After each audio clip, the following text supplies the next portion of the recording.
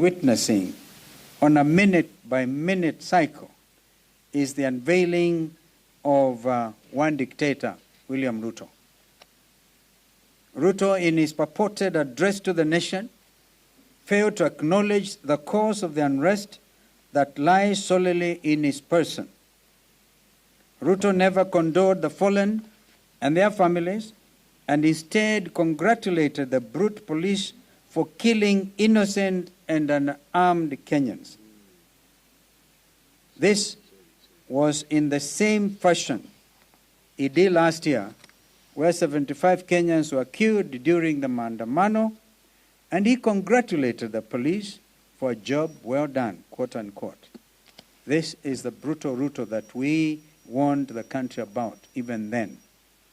In his address, Ruto attempted to suspend the Constitution of Kenya by terming the rights to protest under Article 37 as treasonous and our youth as dangerous criminals.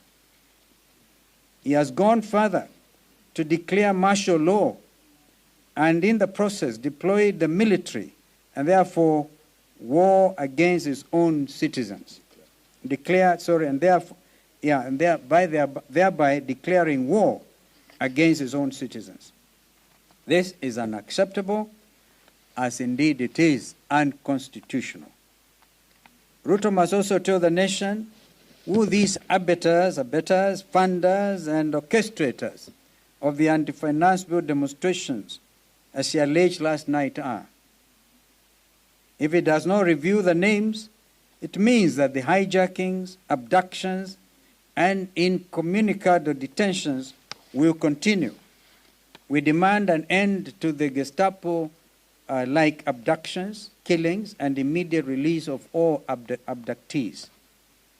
As Azimio, we will fight to defend the Constitution of Kenya. We shall also be challenging the unlawful actions of William Ruto and his murderous regime. We appreciate the concern of the international community, including the United Nations, that have weighed in on this crisis. They have condemned the innocent killings of the protesters whose rights are protected under our Constitution. Indeed, the basic freedoms under Chapter 4 of our Constitution. Article 11, the African Union Charter, and the Union Charter on Human Rights. They have all asked Ruto to stop the killings and dialogue with the Kenyan people. As to whether William Ruto will listen or not is actually what stands between Kenya and total disaster.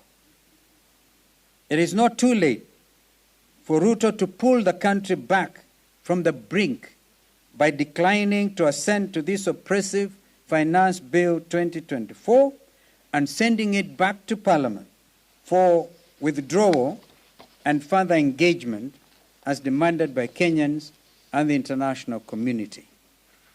From here, this brigade will proceed to Kenyatta National Hospital and other areas where victims of KK terror are in order to condole and support the families and communities of the affected.